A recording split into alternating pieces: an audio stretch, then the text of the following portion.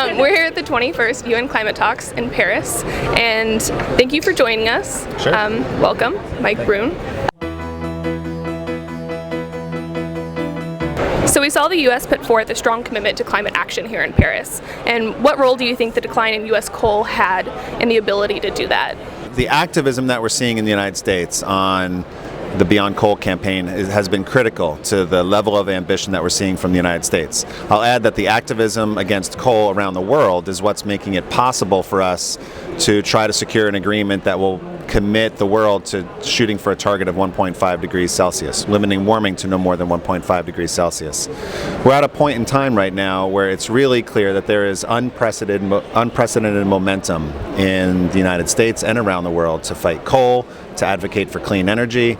And what we're realizing is that when we replace dirty, outdated, deadly coal plants with solar and wind and energy efficiency, not only do we create more jobs, not only do we protect our climate and clean up our air and water, but we show that we actually can do amazing things as a society.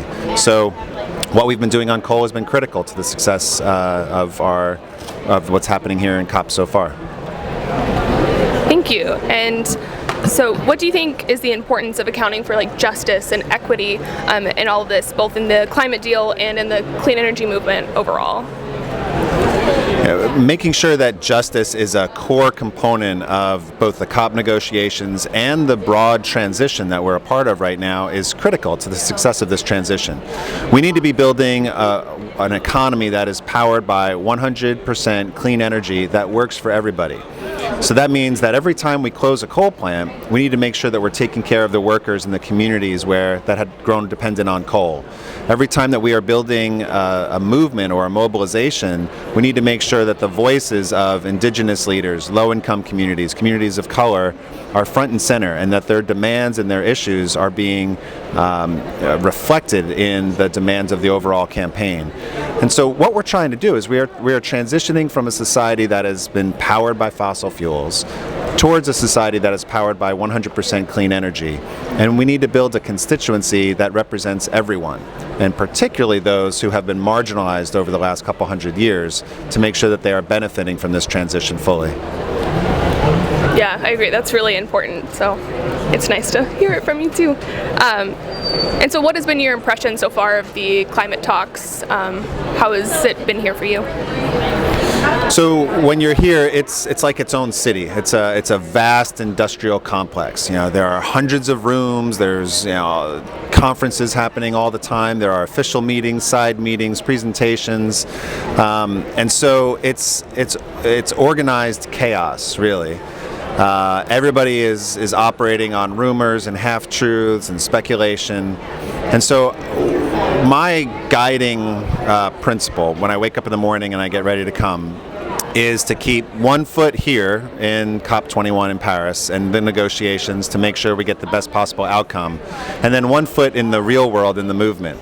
Because there's a lot that is happening outside of Paris, outside of the Conference of Parties, that is vital to the success of our work on climate. All the work that's happening on coal, on divestment, on the work to keep dirty fossil fuels in the ground, all of that is barely reflected here, but it's vital. And so it's important to realize that the COP process needs to produce a global agreement by Saturday. But that's not the only thing that's happening, and that there's an enormous amount of good work that's happening outside of Paris that'll be just as important next week as it ever has been. Where do you think that the world's clean energy economy is going to go post-Paris, and what can people do to push for a strong agreement? What can people do moving forward? Where will the clean energy economy go? Yeah. It'll go nuts. We're at a historic point. We're going to look back 20 years, 30 years, 40 years from now, you and me, and everybody who's a part of this movement, and we're going to say what a wild and amazing time it must have been to be alive. Because we're at a time right now where the solutions that we have been advocating for years and years are cheaper than the problem. And we are building a society that is powered by clean energy, and that progress is irreversible. We're not going back. Every time we stop a coal plant, every time we stop a pipeline, every time we stop fracking from happening in somebody's backyard, that is forcing clean energy solutions to the forefront. And those switches are permanent. We're going to have in a few months, several dozen more companies, several dozen more cities, several dozen more utilities who are saying no to fossil fuel, yes to clean energy. And it's a virtuous cycle. The more clean energy that we get to install, the more that prices come down. The more the prices come down, the more clean energy that gets installed. And as that happens again and again, and the power of the clean energy movement grows, we'll be that much more able to stop, ridiculous fracking proposals or oil train proposals, whatever it might be. So I think the clean energy movement is powerful and poised to become more powerful than ever. Okay, well, that's all the questions I have. If there's anything else that you would like to add. I want to say thank you to all of the activists who have been doing great work. What is clear to me is that there's maybe 30 or 40,000 people at the COP here in Paris, but there are billions and billions and billions of witnesses who are watching to see what happens in COP, watching to see if we get an agreement by Saturday, but they're not waiting.